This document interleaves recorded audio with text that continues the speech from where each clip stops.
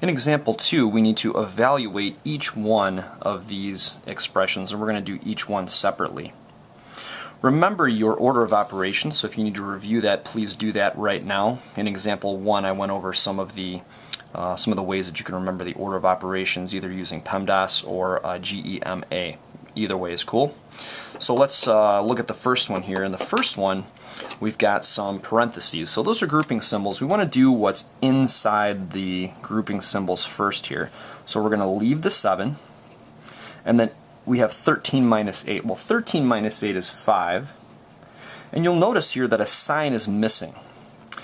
Whenever we write a number or a variable next to a set of parentheses with another number or variable inside there, what we're looking for here is multiplication. So the next step is to tackle that 7 times 5, which is 35. That one wasn't too bad, but you do have to know your order of operations, and the parentheses are going to be very, very important. If we look at number 2, we've got a few things going on with this one. We definitely have some parentheses to deal with. So let's look inside the parentheses only. When we look inside these grouping symbols here, we're going to apply the order of operations again to whatever's inside the grouping symbols. So I'm just going to write down this 24 and this minus sign, and then we're just going to work inside these parentheses. Remember from your order of operations that you want to do the exponent part before you do the addition. So now we're going to have 3 squared, which is 9, plus 1. And we'll just do one step here at a time. You might be able to do the 3 squared 9 and then add 1, which is going to be 10 here in your head. So as long as you can keep track of what you're doing, that's fine. It's often a good idea, though, just to write down each one of the steps. And then if you make a mistake, you can go back and say, 3 squared, I just did 3 times 2, which is 6. That would be a mistake. So here you can definitely see that 3 squared is 9, and just keep your work handy. 24 minus 10 now. So we don't have to do anything inside the parentheses. We can treat this just like it's 24 minus 10. Oops, shouldn't have written the parentheses there, sorry. So 24 minus 10 is going to be 14. Example 3 looks a little bit different. Some similar signs, but now we have some brackets. And sometimes just parentheses are used. So if you're familiar with Microsoft Excel or any spreadsheet type program, they usually will use just parentheses, and you'll see that also in some math problems as well. But here we've got some brackets, and this is kind of nice because we've got this set of parentheses here. We've got a left and a right, and we also have a bracket signifying another grouping symbol, and we have a left bracket and then a right bracket here.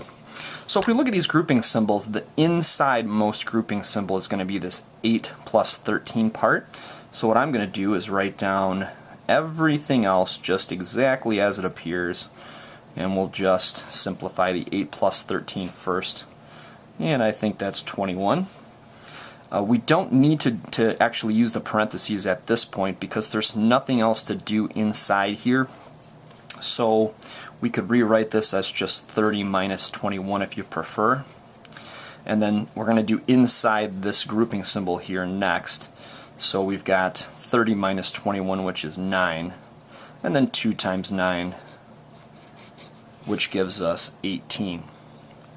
Last one here, number 4. We've got some parentheses. It looks like we have an addition and then a division sign.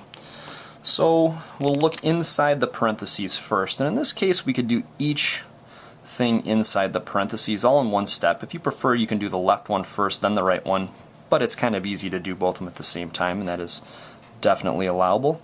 So 3 minus 7, that's going to be a negative number. We have 3 minus 7, so we're going to be a negative 4 here, and I'll just keep the parentheses. I think that will help us see the next part of this problem. And then 18 minus 3, which works out to be 5.